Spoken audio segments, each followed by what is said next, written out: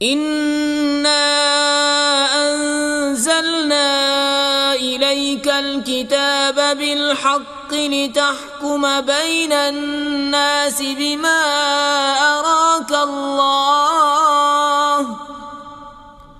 ولا تكن للخائنين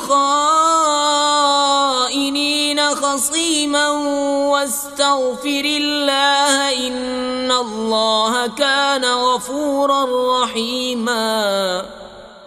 اے محبوب، بے شک ہم نے تمہاری طرف سچی کتاب اتاری کہ تم لوگوں میں فیصلہ کرو جس طرح تمہیں اللہ دکھائے، اور دغا والوں کی طرف سے نہ جھگڑو اور اللہ سے معافی چاہو، بے شک اللہ بخشنے والا مہربان ہے۔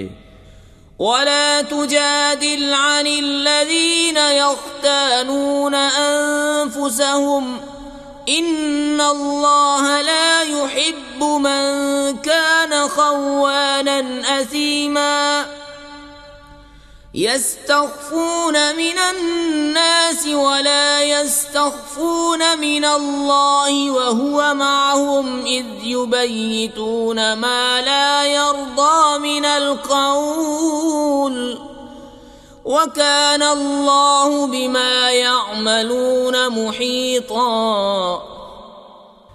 اور ان کی طرف سے نہ جھگڑو جو اپنی جانوں کو خیانت میں ڈالتے ہیں، بے شک اللہ نہیں چاہتا کسی بڑے دغا باز گناہگار کو۔ آدمیوں سے چھپتے ہیں اور اللہ سے نہیں چھپتے، اور اللہ ان کے پاس ہے جب دل میں وہ بات تجویز کرتے ہیں جو اللہ کو ناپسند ہے، اور اللہ ان کے کاموں کو گھیرے ہوئے ہے۔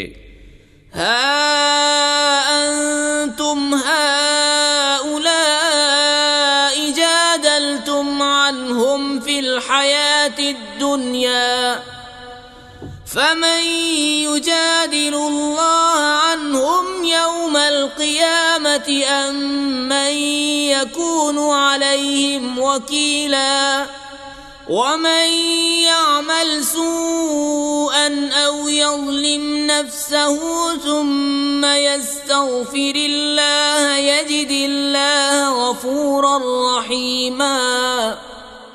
سنتے ہو، یہ جو تم ہو دنیا کی زندگی میں تو ان کی طرف سے جھگڑے، تو ان کی طرف سے کون جھگڑے گا اللہ سے قیامت کے دن، یا کون ان کا وکیل ہوگا؟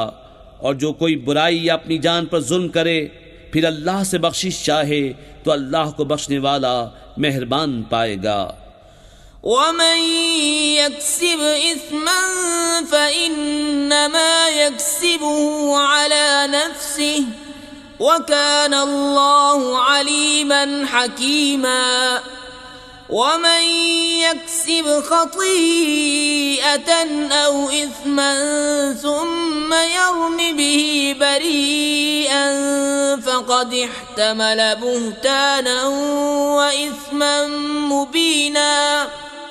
اور جو گناہ کمائے تو اس کی کمائی اس کی جان پر پڑے، اور اللہ علم و حکمت والا ہے۔